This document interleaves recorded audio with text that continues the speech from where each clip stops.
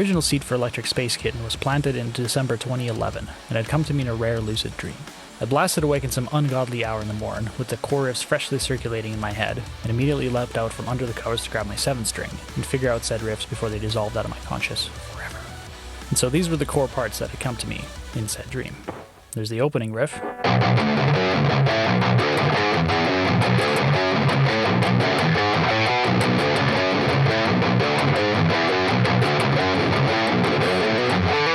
followed by the the Chugalicious chord bit with all the synth stuff flying over top of it, which I later scrapped, but initially it was this.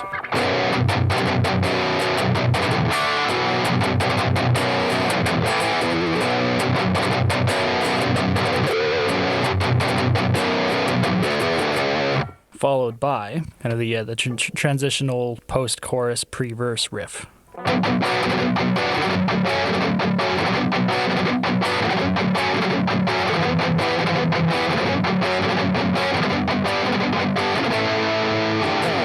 And then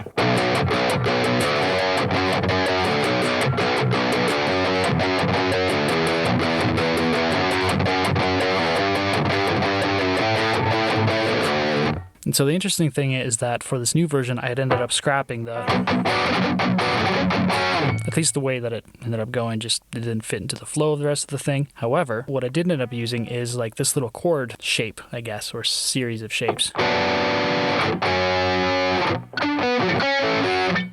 which was what ultimately turned into the subsequent version. It ended up being in a totally different key because the original was in B minor, whereas I'd shifted it onto the other guitar, which is tuned to C sharp. And so the new version flows from C sharp minor to F sharp minor, and then later gets further transposed to G sharp minor, and then jumps right back into C sharp minor right at the very end. So it makes sense from a purely theoretical point of view. To demonstrate further, transition! Boosh.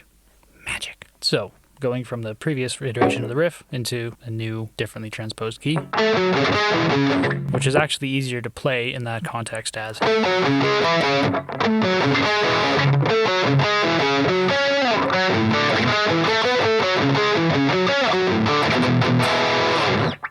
And then on it went from there. So by mid-January 2012, I had the song arrangement and layout more or less sorted, with the synthetic parts mapped out and the drums programmed in MIDI. A week or so later, I had recorded all the guitar parts and completed my first cohesive mix, some elements of which had carried forward into the latter version. Now, unfortunately, the tune had never truly found its rightful home within my ongoing musical endeavors. It was seemingly too electronic and lyricless to serve my old metal project, Celestis, and a tad too metal to fit into my subsequent dancey electronic experiments. And so, as such, it remained in demo vault purgatory for almost half a decade, until in August 2016, after returning home from the Shambhala Music Festival, I became enamored with the idea to finally take a serious crack at producing electronic music, which had thus far daunted me until that point. As an early attempt at fusing metal with drum and bass, it seemed appropriate to revive the old, otherwise unused demo track, remix it, and layer it with some more electronic components, namely in the way of hybrid drums, a greater emphasis on synths, that sort of thing. In a way, the version of the day was a transitional stepping stone between the workflow and tools that I would employ in the many preceding years of rock and metal production, and what would soon after become the fully fleshed Alyag project. The track's immediate successor, Moonland, was conjured using an entirely new creative mindset and assortment of tools, including a totally different DAW than before. I couldn't honestly tell you where the title Electric Space Kitten came from or what had inspired it. Its origins are now long forgotten, but I'd wager that I just dug the word combo and figured it'd make for adorable artwork, hence why I photoshopped my then girlfriend's cat into a spacesuit with lightning bolts and such. Now, side note, I'd actually briefly considered dubbing this new electro-metal project as Electric Space Kitten, but ultimately reverted back to my age-old alias, Alyag, deciding that I was nowhere near tiny and adorable enough myself to sustainably warrant such a moniker. Anyway, onto the artwork. As you may already know by now, before I'd taken up the mantle of forging tunes, my primary artistic pursuits consisted of drawing and graphic design. From sketching cat comics as a childling to designing logos and album art in adulthood, that was my thing. Now, I'm nowhere near enough confident in my drawing skills as I am with my music, which is why I'll usually outsource any manner of hand-drawn artwork out to my partner in crime, Becca. I'll drop a link to her portfolio in the video description below. It's incredible. She's super rad. Do check it out.